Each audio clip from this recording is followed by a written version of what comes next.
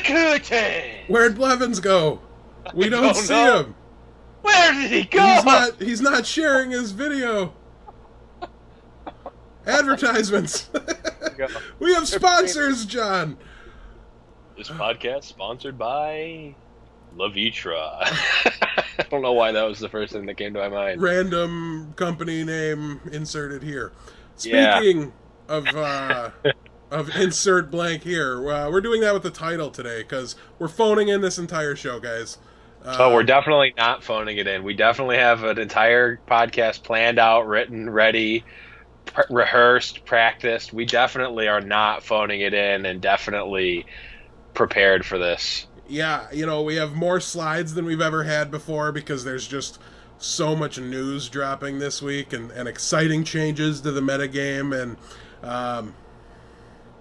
None of that's happening. Couldn't even find a deck to Deck Tech this week. we put one up, but it's just like a fun deck. Like, here's something you definitely haven't played before and you won't play because you're not crafting these cards. That's true. There's too many epics and legendaries that you need to craft. Yeah, but it's really cool and it's not the worst deck ever. I've played it a lot. No, we'll talk about it more later because I hate the deck, but at the same time, everything he's saying is correct. It's just like, yes. I don't know. Anyways, moving on. Oh, that's our time, folks. We'll see you guys next week. Yeah, no, but we're gonna go on a lot of tangents today. We're gonna goof around and this is like the bye week, really. Yeah. Because next week we get to jump aboard the. Oh, did I time this segue perfectly? Is that the next slide? Oh, it is. Maybe. Yeah. We get to jump aboard the. Oh yes, the hype train. All aboard the Blizzard hype train, boys and girls, because the only thing that we've heard from Blizzard, from pro players, from anything, is that there's going to be this super important live streamed announcement. We talked about the fact that there was going to be an announcement on the 22nd. They've gone even farther now. They sent me an email as a tournament organizer encouraging me to run fireside gatherings just to watch their live stream. They put out, a post on the BNet launcher there and on the Battle.net website telling everybody you can come to their live streamed event. They're having an in-person party and they're having a live stream on their Play Hearthstone Twitch channel, which is going to be really exciting, and we're definitely going to watch it. So we are super excited about it. But it all comes down to this, John, is what the heck is this? This is more hype than any set, anything. This is way more hype than they've given for anything. So it's got to be. It's got to be something big, right? Because if it was like a new set, if it was like Goblins versus Gnomes, we would have seen something at Comic-Con, right? They would have given us at least a taste of something at Comic-Con, but we got nothing. As far as I know, Hearthstone related. Any Hearthstone news from Comic-Con? No. So not only did we not get anything at Comic-Con, it's been under wraps. So this thing's probably going to be big, or it's going to be horribly disappointing because they hyped it up too much. So I have a theory, but it's just because it's what I want to happen the most, and they've gone and hyped it so much that any reasonable person now will only be disappointed if it's not the thing they want the most. I feel like, right? You know what I mean?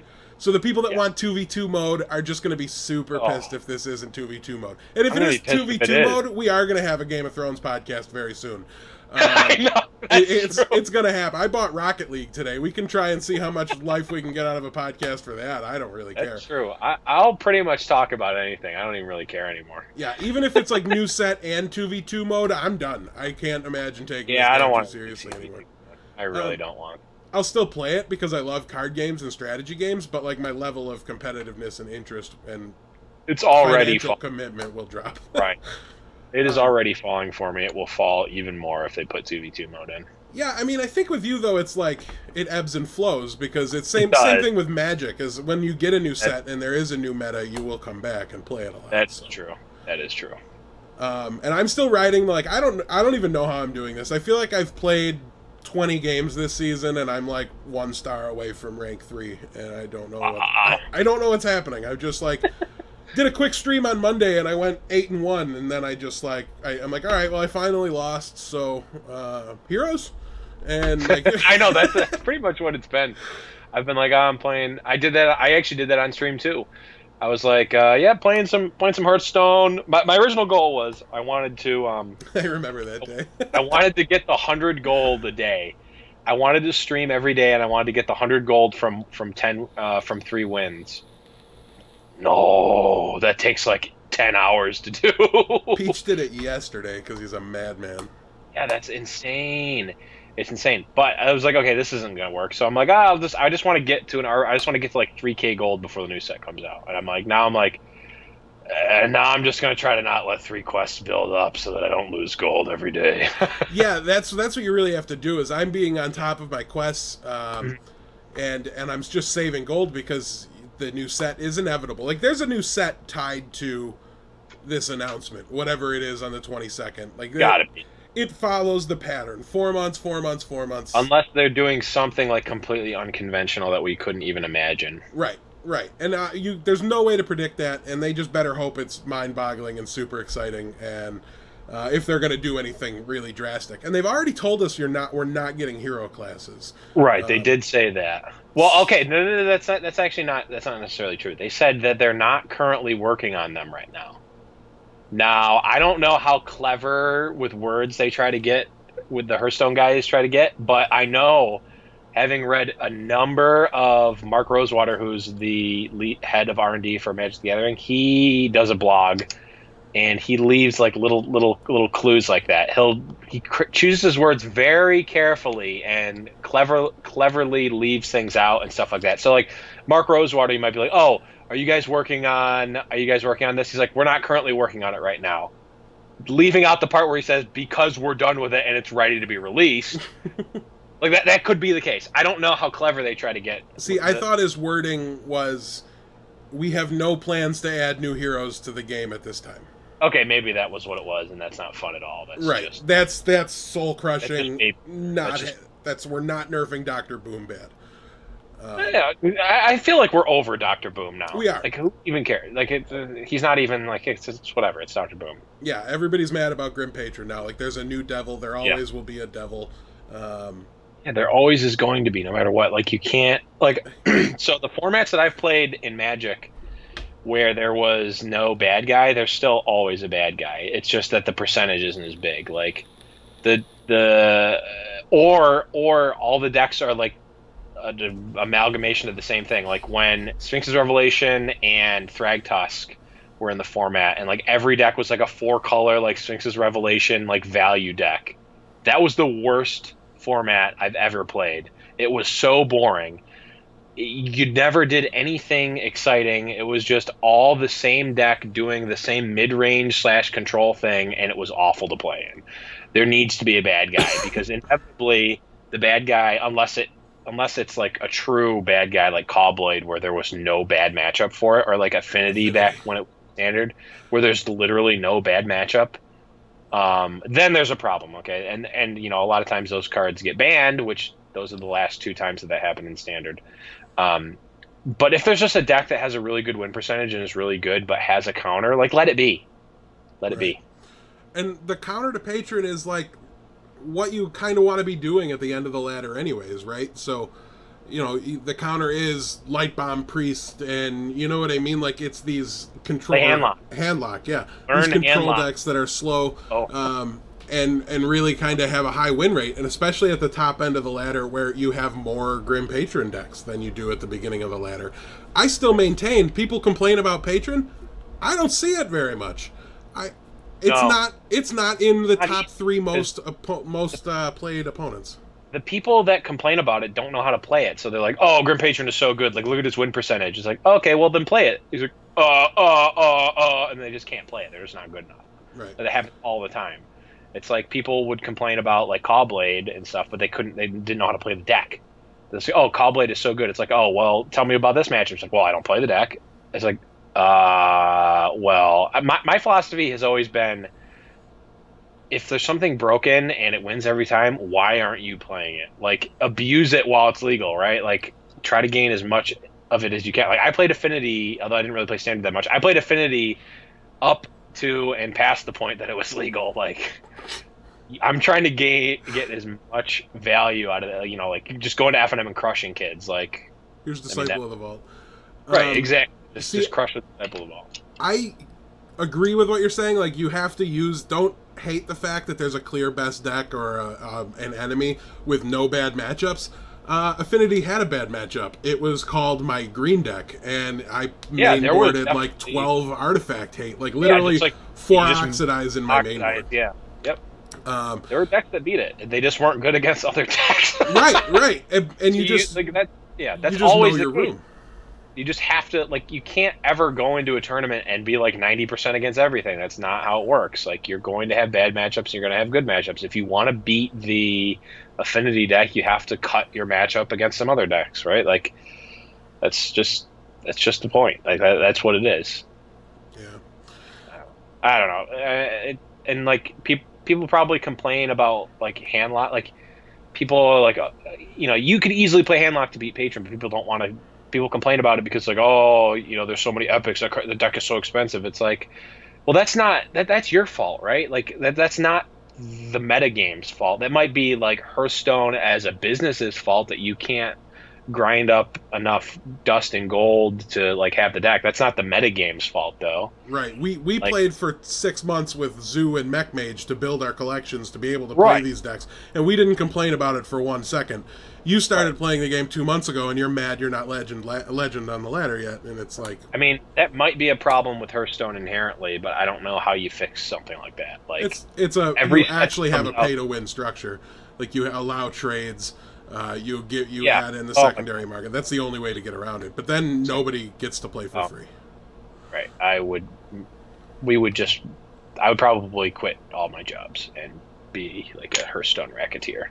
I'd be a Gadget and auctioneer. Yeah. I got the best deals anywhere. Hope that wasn't the Stump the Levens card. No, it wasn't. You're good. So yeah, I don't even know how we got onto this conversation, and that's really exciting. Oh yeah, that was a little bit exciting. We're already halfway through the cast. I thought we were going to be done by now. Yeah, I mean, I expected to be. We still disagree horribly on last week's Brawl. That's true, and you are literally the only person I've heard say. Not only are you the only person I've heard say that they didn't like it, you're the only person that I've heard say it isn't the best one by a wide margin. Well, I'll say this: you like the banana one. Your opinion is null and void. That was the actual worst one. The banana one was the only like viable one to me yet. It was by and far the best one. And we're just going to move the slides here. And while we talk about this, you can read about what this week's Brawl is, and we'll have plenty to say on that in just a minute. Okay, we can both agree that this is the worst one. Yeah, I definitely don't have any desire to play this. Pick a class, and here's some cards. Yeah, it's the only cool thing about it is that they got rid of the legend rule. Did they? I didn't notice that. So you can have two. Nope. They're trying to butter me up here. I'm not giving this any props. This is the worst thing ever. If they put more stuff out like this, they need to get their act together. This is unacceptable. This is literally unacceptable. Like, if you're going to do something like this, just don't either put an old Brawl back, run Ragnaros versus Nefarian again. I don't care. Put nothing up. Just have nothing. Say the inn was extremely busy last week. The innkeeper has to clean up for a whole nother week. That's fine. That's better than putting out literal filth. And I am trying my hardest not to donate to the fund here. I am trying very hard to go back, and it's very hard. Old. But you know, this is unacceptable. This is awful. This is like no. All right, so I'm not near as down on this one as John is. It's still the worst to me, and I don't think it's super close. This is also like last week's might be second worst, and not by a large margin. How can you like Web Spinner better than last week's? Web Spinner was terrible. Web Spinner and last week's is a half step above this one. Web Spinners and last week's share a lot of the same qualities, and that they're lazy and just throw the game into the hands of randomness and take. That's what Tavern Brawl is supposed to be. It's not supposed to be competitive. I've been crushing you in the Tavern Brawl series. And what about last? You've won once. Okay, admit it. only played like 3 times. And I'm saying that, like... Well, I crushed you with Ragnaros, too. The first week, I crushed you with Ragnaros. I don't think you won overall that one. Maybe I didn't. I don't know. We played a lot. We weren't really keeping track. We played like a ton of them. Yeah. Because that was the most unique one. I just remember at the end it was, I don't know. I feel like we both thought I won, but I don't know. We weren't keeping score then. That we've been, I'm 2-1, I think, since then. Yeah. And I'm willing to just chalk those wins up to I rolled better dice than you that day, for the most part. Like So I think the Ragnaros one eventually ended up being a lot of skill because everyone thought that Nefarian was overpowered, but when you realize that you just make a 5/1 for the first 5 turns and you trade up with literally every creature in their deck, like it started being more towards Ragnaros, but you only have a week to play it, so people didn't figure that out. Right. And I mean we all agreed at the end that Nefarian was better, but not to the point where like people were talking about the win rate being 70% because all the people running the stats programs were conceding their games as soon as they were given Ragnaros. And they screwed that all up. But I'm going to talk about the similarities between last week and this week, okay? Sure. Everything's just random, right? Like, nothing about your deck actually matters. What did you do last week? You just shoved 30 spells, and if the class couldn't shove 30 spells, then it wasn't really playable. And you said every deck played Mind Control Tech and something else. You have to play 2 Mind Control Tech and 2 Sea Giants. I don't think you did, and I think it was a mistake to do it if there was room for spells. Oh, it was definitely better to do it. You steal a free guy, 3/3 and a guy, that's better than a spell. I don't know, it depends on the spell. It's a 3 mana. What? Okay, there's definitely. So on 3 mana. Get a 3/3, get 3 mana, randomly steal one of their guys, and you just get an Earthen Ring Fireseer is definitely not your 31st spell. It's definitely better than that. I see. I'm not necessarily saying you're wrong. I'm just saying, like, I don't know that it's necessarily right to just automatically shove 2 of both of them in there. I'm pretty sure it is. I don't think Sea Giant's good enough because everybody's playing the spells to just kill them, and you're saving them reasonably. No, like, what classes have spells that kill them? Like you have you have like 6 and 7 mana spells. Right. I mean, the boards didn't flood. You like play them on turn 2. Week. Yeah, it does. You play nothing but spells. You get a creature every time you play a spell. It counts for both people, remember? Yeah. Yeah, you get a turn 3 Sea Giant like every single game. No, that's not even close to what I experienced. I played like 50 games of this last week. I had like 27 wins. You're officially a role player, I think. Yeah, last week's was fun.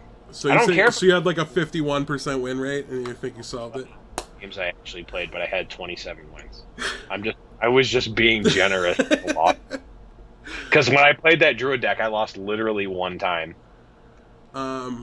Exactly one with that Druid. Regardless, so let's say there are these 4 spells that you have to put in there. It's completely against the point. Everything is just random about it, right? Like, the benefit of that was that you play the spell, and then every spell got this extra thing. And it was just random. It didn't matter. You could get Ancient Watcher and just get nothing out of your whatever spell. It was just bad. Have you ever played Momir Basic and Magic Online? No. Okay. Not a role play. Well, then I can't even argue with you then, because Momir Basic is basically the same thing as last week's Brawl. You pay mana. I can't even explain it. You make a random guy at a random mana cost, basically. You pay mana and you get a guy of a random mana cost, is basically what it is. But that's all you can do. So your whole deck is basic lands. You have to pay mana and discard a card to make a random creature with converted mana cost X, where X is the amount of mana you paid. Sounds like the worst thing you could possibly play. It is not the worst thing. It's one of the most fun things you can play, and people think it's nothing but randomness. It is very random. There is definitely a decent amount of randomness, but it is not 100% random like people think, just like this one wasn't. You can definitely misplay yourself right out of the game and build a better. Sure. I mean, you can misplay in any situation because cards hit the board. Like, there's going to be times you can do that. They can't take skill out of these games completely. And that's why I'm not, like, really passionate about how good or how bad these are. I'm just ranking them because it was the most fun one. I don't know, better or worse, that's a number of factors. Last week's was the most fun one, for sure. I didn't give it enough time to, like, what excites me about these and makes me want to play these is when the metagame shifts and like everything's crazy different. Instead, like last week was what class has the spells that like curve out best. You know what I mean? Right. Like, and to me, the bananas changed the metagame. It made Milrogue was probably the best deck. It was the new devil. You know, Okay. there was. I'll give you that the banana one was the closest one to regular Hearthstone, and it was like playing regular Hearthstone, but you made a new metagame for it. I'll give you that. Right, That think was of it from funny. a deck builder perspective, because that's Sure. where I'm approaching it every time. It's what Sure. I have the most fun From that perspective, it was good. But here's the thing though, is that those are so polarizing that you build the optimal Milrogue deck and then you play 5 times and you've played as much as you ever want to play. Like how many times did you play the Banana Brawl? with. I didn't play it much because there was no Probably no not. reward to it. It wasn't helping Exactly. me rank But, up. like exactly, there was no reward to it, and it wasn't like different enough every time you played it that it was worth playing. That's the gonna one be last week, that's a I fault with played, the like- mode, not a what Yeah, I mean, like the game exactly. mode, not the No, rules. but I played last week's one like 50 times. You're weird. It was fun, and I know I'm not the only one that's done this. I talked to multiple people that played it like 20 or 30 times. I couldn't have had any. Like I still had the same level of no The desire problem to is queue it up. that again. it was something that was completely different every time you played it. Like whether or not it was good in that you won or fair because it was too random was irrelevant because it was a different and interesting and fun thing every time you played it. See, it was The web different spinner every one time. wasn't like that. Yeah, it was the web spinner one wasn't like that because you basically were just fighting over web spinners, and there's a limited pool of beasts, and the random cards in your deck would just give it would give you so much of an advantage. Like, oh, I drew swipe. Okay, well you win, you got it. Or like, oh, I got two of the 2/5 hastes, the Tundra Rhino or whatever. It's like, okay, you win. So Okay. the random cards were too swingy to take away from skill. Those Like it just ones became were. about luck. Because it wasn't just that you got a good card. It was like, oh, you got a swipe, and I got a sacrificial pact, which was literally just rotting in my hand. Like, just give me another web spinner. Why would they make the spells random? So last week when I spend 2 mana on my turn and I get Ancient Watcher and you do the same and you get Millhouse Knife Man- Juggler or Millhouse Mana Storm, It's how is that not that- any different? Because you can still come back from that. If you have a swipe and I have sacrificial pact, there's no coming back from that whatsoever. Because you still have the option. The cards are so powerful. Like every single spell you play can like change the game completely. It's like you could still at 6 mana like Siphon Soul my guy and get a Savannah High main, and I'm just as out of it as before. So I saw somebody play 9 mana, so it was Tree of Life, and got an Anima Golem, which immediately died. Yeah, Because they had just spent 9 mana. They're not getting another Right. guy on the board. And like just lost the game because the other guy spent 9 mana and got 9 mana worth of powerful minions. Right. And like lost almost instant. It was like the next turn after that. yeah. But the best same part thing. about this is that like who cares if you lose? Like you just play another 3 games and you Who just cares have if fun. you lose if it's web spinners? Because you don't want to play anymore. That's What? that's the problem. You don't want to play anymore Why do I want to Like- play anymore with last week? because it was fun. It was fun to play. I played it like 30 to 40 times, maybe Your- 50. Your argument's got holes. And maybe it does. It's fun. They're fun holes. That's the beauty of it. Is that's why we're ranking them and we just disagree because Yeah. it's I can everyone's see why completely you would different. like it. Right, and I can But see you're why. literally the only person that didn't like it. I could. I just want you to know that there's literally not a single other person that agrees with you. There's nobody else that likes deck building the most. Listen, it was. I had a decent time playing it last week with you because it wasn't the worst. It was a good time. You know, I enjoy it Right. when I'm playing with a friend, but I'm not going to go compared out of it my to- way to do it afterwards. I wouldn't. You compared it to this week. Yeah, because I would probably have a decent enough time playing out 3 games with you where I'd be able to extract enjoyment from it and not care. Yeah, maybe. Like, Okay, so while we're still on the topic of of last week's brawl, we are going to move on to Dublevin Stumps Death Blow, the new game that we started a few weeks ago. It is based on the NPR game from the NPR. It's based on a game from the NPR show. Wait, wait, don't tell me. If anyone knows that show, you'll know that I am very blatantly just stealing their game. So in this game, I support I spend the week scouring Reddit and the depths of the internet to try to find something stupid or interesting or funny that happened in Hearthstone. And when I find that, I make up 2 stories to try to get Jim to pick which one. I try to get Jim to pick one of my fake stories and not the one that actually happened. So this week is based off of the Mages Arena, or whatever the Tavern Brawl was called. Are you ready to play, Jim? Okay. Okay, so the first one is, because of some unlucky, unstable portals, both players in this Mages Arena game ended up with boards filled with 7 Lore Walker Chos each. So both sides of the board, nothing but Lore Walker Chos. Number 2.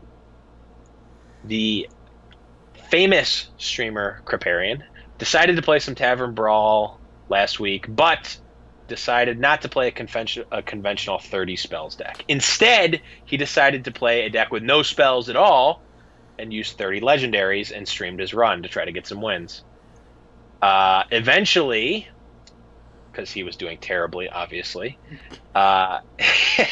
he's about to lose against his opponent, and his opponent hard casts a Millhouse Mana Storm. Because at this point, and it's late in the game, at this point in the game, he's realized that there's no spells in his deck. So he casts a Millhouse Mana Storm, thinking that there's nothing that could go wrong.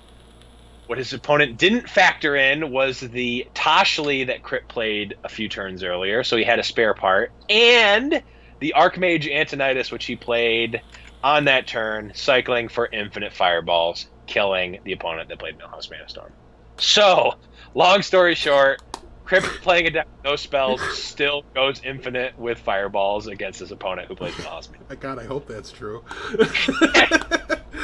The third story is a priest player has an Auchenai Soul Priest in play and was playing against Druid. He casts Thoughtsteal and stole a Tree of Life from the Druid. The priest is about to die, cannot figure out lethal, so he assumes that he has to cast the Tree of Life, which, when you have Auchenai Soul Priest out, will cause a draw because it heals both players to full health, but with Auchenai Soul Priest it damages them, so he nonchalant throws out the Tree of Life, expecting a draw, but what he didn't factor in was the fact that he was going to get a Mal'Ganis off of the Tree of Life trigger and instead kill his opponent and not him. So he won instead of causing a draw. Jim! Number 3 is real, and it was a really entertaining YouTube video the last time I saw it. You're not supposed to watch these things. Was super, super good. Yeah, that was pretty sweet. Yeah. But it's really unfortunate luck for you that the only YouTube video about Hearthstone I watched all week was that one. I mentioned Crip as my bad luck charm. I really wanted the Crip one to be real. Me too. All right, you got it. You got it this week, Jim. You're up 2-1 now. But I already have the next 2 weeks already made. And you've got 1 and 2 weeks to critique them and make them better. Make them even better. Well, I have the stories for the next 2. I haven't written the fake ones yet, but I have the stories. Gotcha. Okay. So yes. All right. So, well, let's go ahead and take a look at the deck tech, and John, I'm going to let you lead off and kind of discuss this one, and let people know why you wanted to do it. Yeah. So this week. Unfortunate turn of events. We're not looking at the top of the tier list here. We are playing. I didn't put a name on it. There's just no name up there. This is Aggro Priest, right? Yeah, I wish I would have left Aggro Priest, but I guess if I wouldn't have said anything, it would have looked like that was on purpose. Yar. Yeah, so we've got the it's not even an aggro paladin list. It's like a mid-range aggro pirate shell paladin. And it's exactly what you think it would be. I actually still have this deck built, and this is the paladin deck I've been using for quests because it's like kind of fun. The rule is if you have a pirate in your opening hand, you have to keep it, even if it's Captain Greenskin. So that's one of the flaws of the deck. If you have a ship's cannon or a pirate, you have to keep it in your opening hand. But you know, if you get a turn where if you can ever go off with Ship's Cannon, it's insane. It's so Ship's good. Cannon is so good. And actually, if you can get any amount of value off of South Sea, what is it? South Sea Captain? Is that the name? I can't even see what the name of it is. Yeah, so if you can get any value off of South Sea Captain, it's insane. And you also have the added bonus of getting free Dread Corsairs with True Silver Champion. So, I mean, the pirates themselves are not bad. The Bloodsail Corsair is routinely at least a 3/3, if not, 5/3 or even a 6/3. So it's not bad. And then it also has some of the other mid-range, the other mid-range choices. It's got muster. It's got the normal consecration quality package. It's got knife juggler, et cetera, Dr. Boomland, Hans Tyrion, Sylvanas. So it's got the backbone of a of a real deck. So a lot of times, it relies on that, but you can get the very aggressive pirate hands, and those are the best ones. I had I think it was turn 1 coin a Ship's Cannon, turn 2 Ship's Cannon, turn 3 play Bloodsail Corsair and a South Sea deckhand, and just wipe his board with Ship's Cannon triggers. So it has those type of hands. If you're trying to get to Legend, probably wouldn't take this, though. The guy that I got the list from originally, I think he did get to Legend with this deck, so it's certainly possible. Yeah, one of the comments is that there's no parrots in the list, and I was kind of surprised that there wasn't a Captain's Parrot in the list, but at the same time, it's probably not that good anyway. You just don't want the Captain's Parrot ever.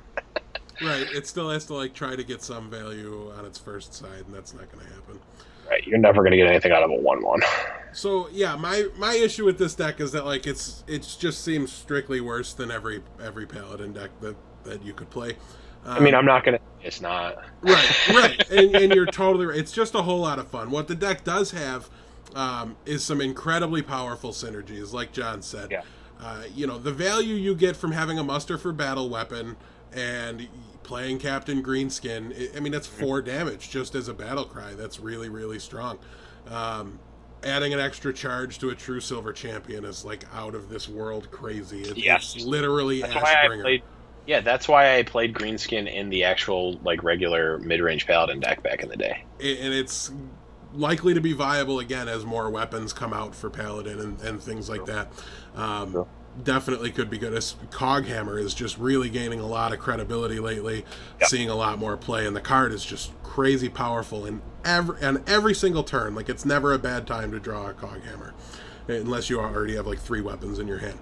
True, that is one of the issues, that you can just get clogged up with weapons. But yeah, and this deck also just playing those high synergies, unfortunately, just sometimes you play the average Paladin cards, the ones that kind of flesh it out and give it some consistency, but you just draw the deck backwards and you don't have a weapon when you have Dread Corsair. And some of the Dread Corsair is not the worst, even as just a 3/3 taunt, because a lot of times a random taunt is really good. But the hands where you just have Bloodsail Corsair on turn 2 and no pirate synergies whatsoever, those are the ones that are kind of underwhelming. Or if you have turn 2 Minibot, turn 3 South Sea Captain, it's not the worst, because it's still a 3/3 for 3, but it's at that point it's why aren't you playing something else? Yeah, and that's mostly what it comes down to. But if you just really dig pirates, man, it's just better. It's better. This is better than Murlocs. I would rather somebody play this than Murlocs, I think. Yeah, probably. It's close. It's probably more consistent than Murlocs. Yeah, that's what my thinking is. Murlocs, this doesn't have as many auto win scenarios, whereas all you need with Murlocs is to see your lord, your the war chief or whatever it is. Yeah. And you pretty much at any time, if you see that, you win. have creatures on board, play that, win the game. That's how that deck operates. Although, for what it's worth, I don't think anyone's ever tried to build a non-all-in Murloc deck. Right. Like, no one has ever tried to build this style of Murloc deck where they just use the good ones and have like a normal deck backbone. Like, no one's ever tried to do that. They've just gone all in Murlocs. So it's possible, I think. I definitely think it's feasible, theoretically possible to make a deck like that. I don't know if it's good, but I mean, this is only like half in on pirates because, like, I mean, Murloc should skip on Salty Dog. Right, you're never playing the Salty Dog, or I don't even know if there's another pirate that you're missing. Yeah, it definitely lacks the depth. It'll be curious to see, like, this deck is good enough where I could see them printing another pirate or two that has some synergy to them. Yeah, if you had like another 1-drop or another 2-drop pirate, like all of a sudden you're in good shape. Or if there's like a big pirate lord or something, I don't know. Like, the problem is like the main payoff for paying pirates is literally just ship's cannon. Yeah.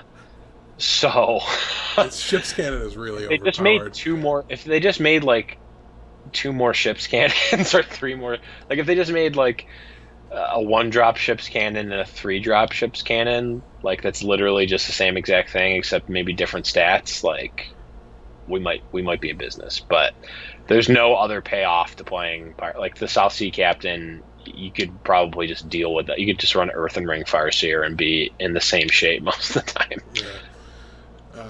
Definitely, for sure. We do have a question here, and we're getting to the point where we're moving towards the Q&A portion of the show.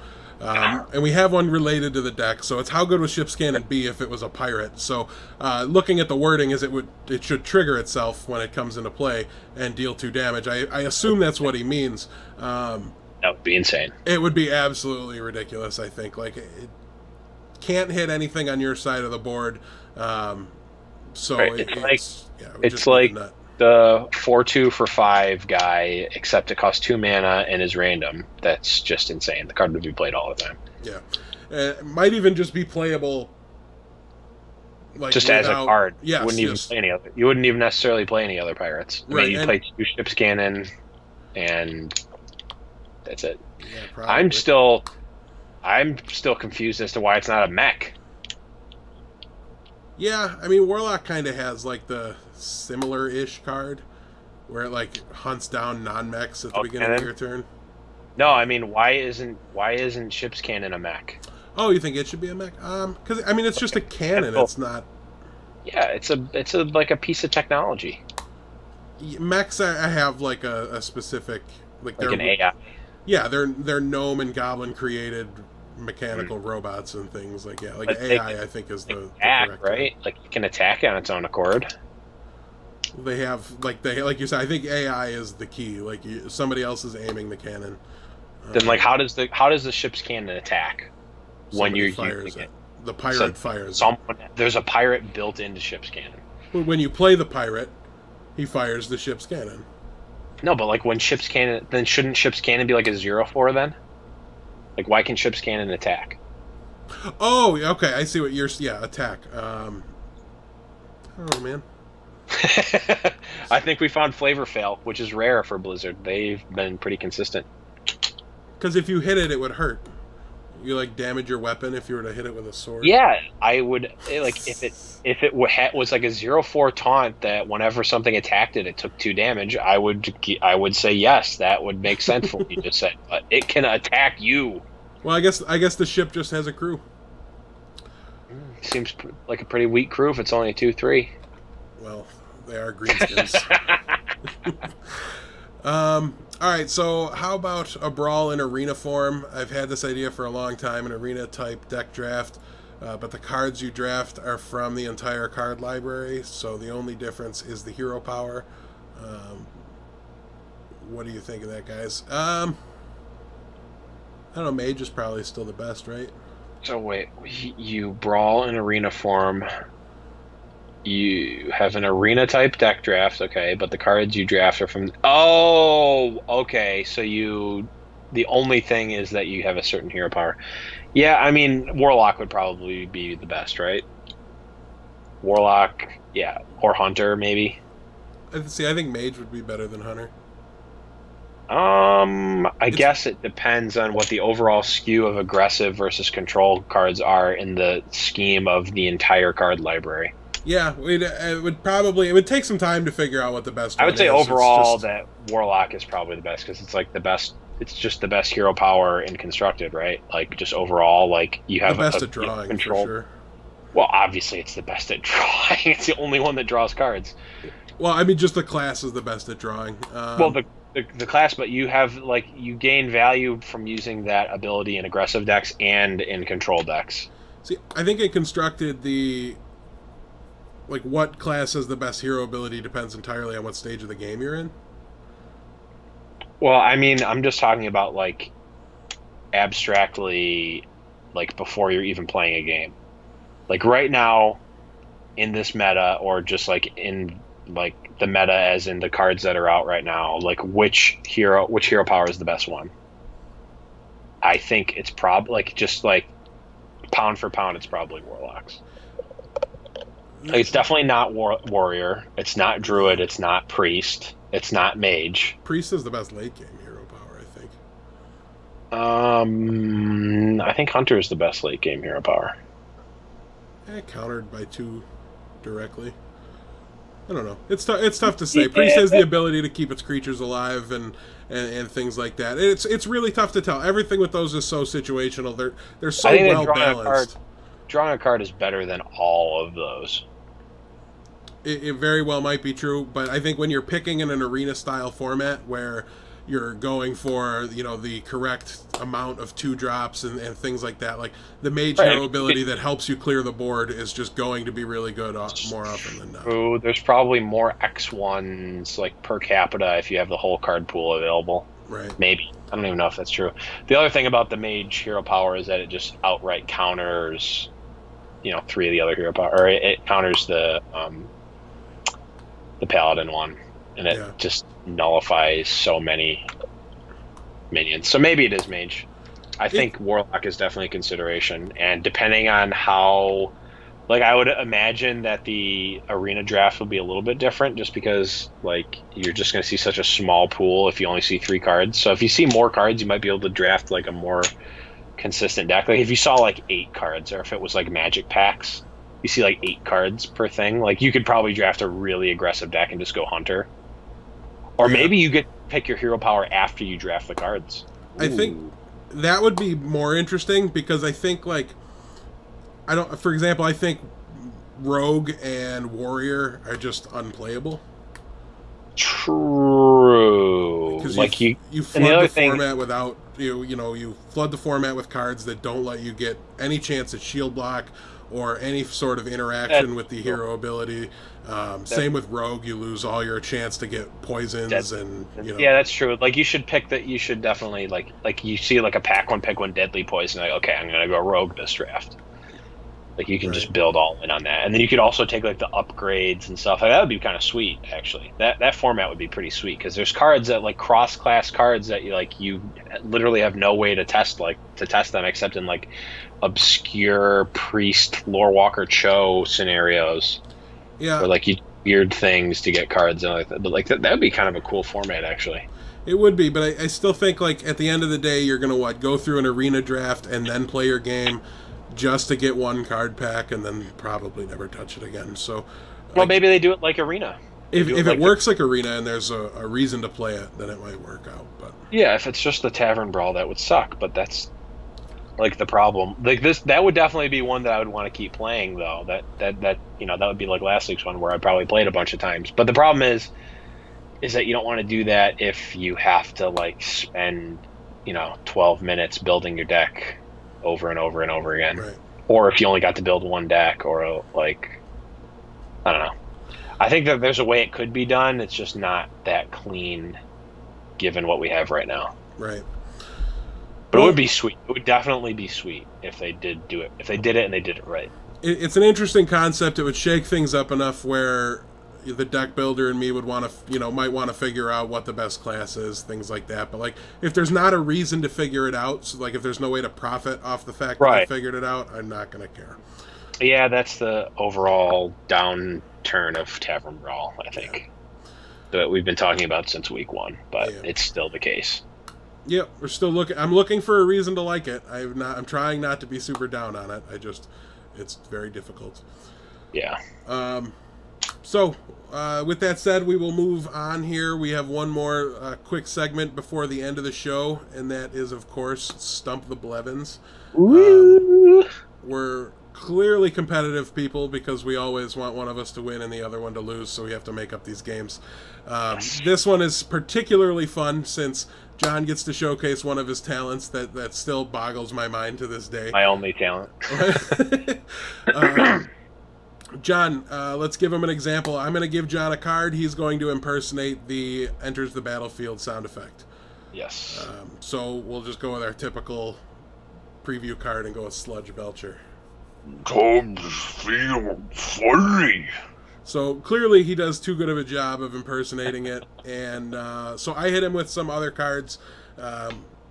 We've been doing this for, I don't know, since what, week 2, 3? It's really early. Week 1. It very well might have been, because I've always known about your ability to impersonate the cards, and yeah. So we're running out of cards. They're getting less and less playable, and yeah. really the original stipulation was that they had to be a playable card. That has been gone for months now. Yeah, now I just try to keep it to things that might be picked in Arena, like except for the most horrifying scenarios possible.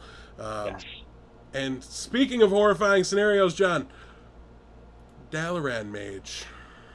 Oh my god, I can't do gnome voices. I can't, my voice doesn't get to that register, but I think it's I am master of magic. I am master of magics. It's Magix. I'm giving myself the point. I'm definitely going to give it to you too. There's no way I'd take it away from you for that. Anyone? Do you want to chance the attack sound? No idea. Vaporization commencing. Vaporization commencing. Oh, I actually have heard that once. Yeah, it's. I thought you might know that one. I figured you knew this one. To be. I don't know why I know that one. It's a card. That's one of the cards I almost never pick in Arena. Yeah, but you'll see it often enough, like in the first three rounds of Arena. I feel like I see it across. Sure, but you don't hear the card though. That's the problem. I don't play with sound very often, so I would be terrible at this. I would have to kill myself if I didn't play with sound. Well, we'll move on to the second card I have for you, John. This one is it's seen some fringe constructed play. Okay? Okay. Very fringe constructed play. And it's definitely an Arena playable card. Okay. This is the one I want to hear you say because of the awkward inflection of it. Ogre Brute. Okay. Oh, yes, I think I know this. It's the thing, right? It's I don't know. Now you're like confusing me. Like, what the hell is the inflection you're talking about? It's clobbering time. Something like that. That's definitely the words, and I'm going to give it to you, though you did not do the inflection. He gets, like, sing-songy with it at the end. It's clobbering time. All I remember is that it's the thing. Like, right at the time, like, he's like, it's clobbering time. Oh, yeah. That is something that I would do if I were an Ogre Brute. Right? It's clobbering time. So, yeah. I was just coming over here to do it. I was going to say that. Stump the death blow for the week. Yeah. No, that's Stump the Blevins. Yeah, I'm sorry. Stump the Blevins. The names are too similar. I don't know. It's tough. We're just stumping each other left and right. So I'm going to call it an even split here, even though it's kind of unfair to you to call it an even split. Like, you won your game, I won my game. But the score was 2-1. 2-1 because you went 2-0 in mine. So congratulations to you. We'll give you the tiebreaker. Like, we drew, but you always win the tiebreaker because you have to pass 2 tests. Sure. All right, I lost. I just don't want to feel too bad about it. Thanks, guys. But yeah, that will wrap up this week. Listen, guys, the information on the hype train here. Wednesday, July 22nd. Oh, that's so weird. We're doing a podcast that day. It's going to be at 2:30 p.m. Pacific time, so it is at 5:30 here. That's an hour and a half before we go live with the recording. We are going to I'm sure, be watching this from the moment it starts and right up until the moment the podcast starts. So please do tune in. I'm sure that one will truly be like, I won't have slides. We're not planning next week. We're just going to sit here and freak out about whatever they tell us one way or the other, and I hope we disagree because I just love yelling at you so much. But yes, I'm gonna make a call shot, and John, I'm gonna ask you to do the same thing. I still think it is some random dog. I still think it is the Argent tournament set, and I'm gonna say the extra hype is for tournament mode. Ooh,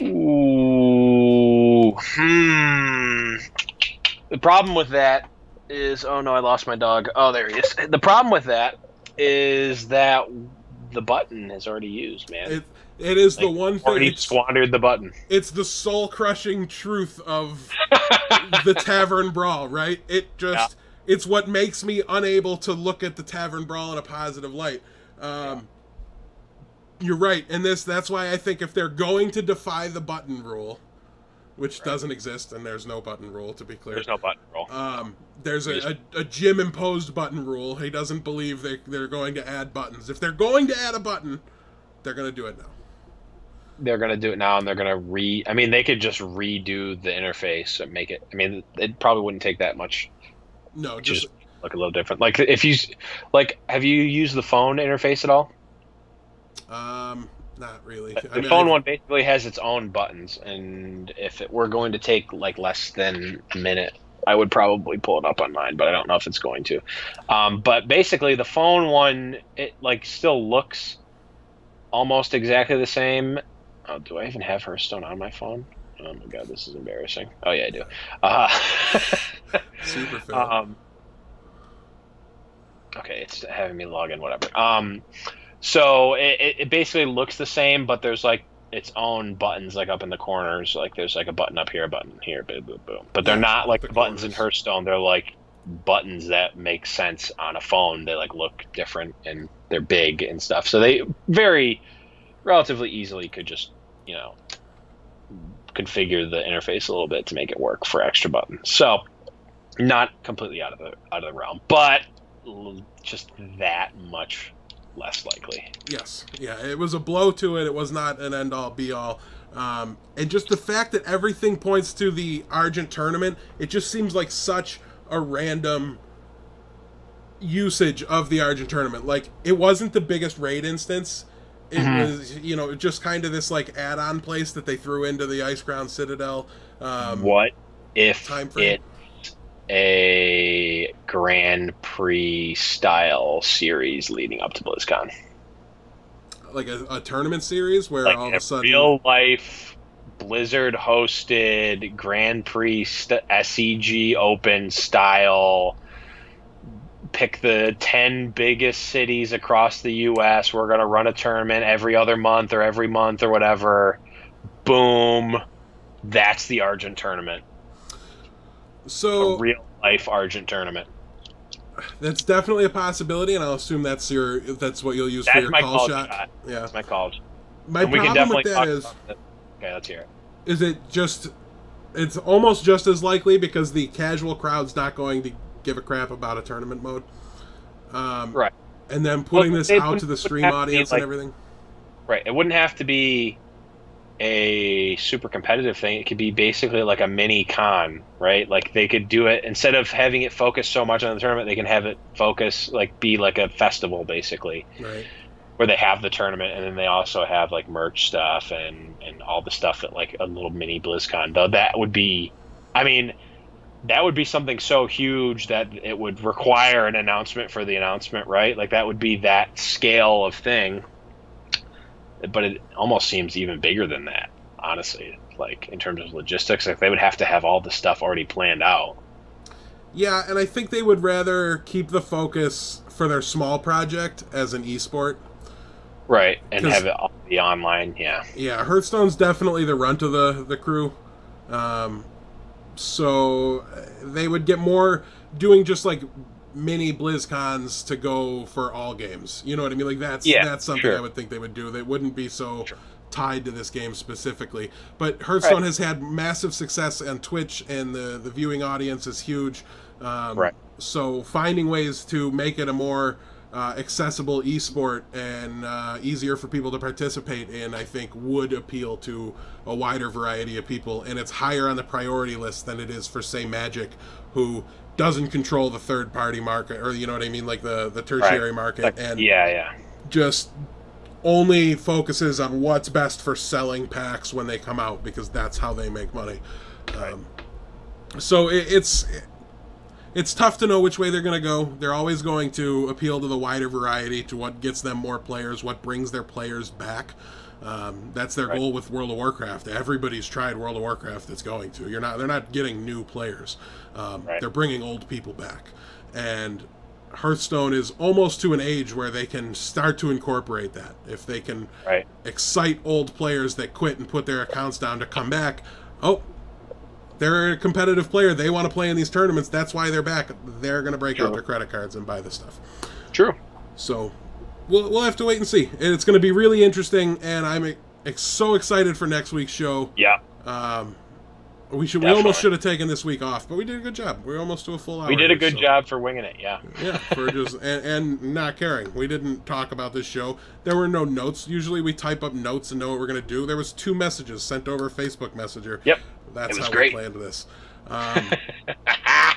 So we go from having nothing to talk about and not having to write a show to the show's going to write itself on the fly next week. And then I assume we're going to start getting spoilers really, really soon after that. And there's a ton of cards in this set. Like, it's going to be like GVG, a big number, over 100. Whereas, like, we saw how much we talked about Blackrock Mountain. That was, what, 30 cards? 25 cards? Grim Patron, Emperor Thorson, and a bunch of other unplayables. Yep. So, that's it for this week, guys. I am Jim. That is John the Blevins over there. We are going to be doing an after show. It is going to be short. We might move it over to some heroes, depending on who's around, who's interested. But me and John aren't even going to play against each other in this brawl, because our excitement is lower than it's ever been. Brawl sucks. This brawl sucks. All right, guys. Have a great week. We will see you later. See ya!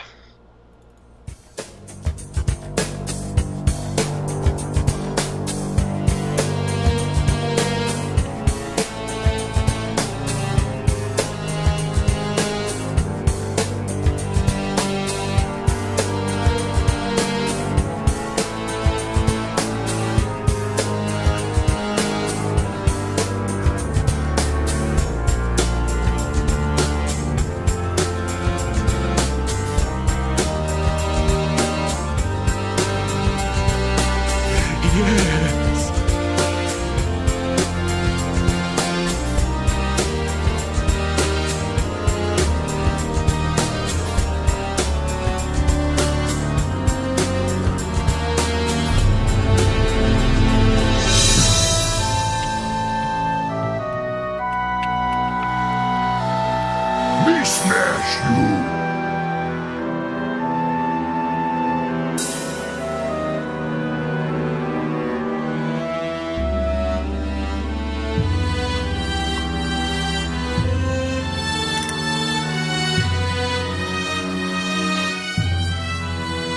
Wait, who?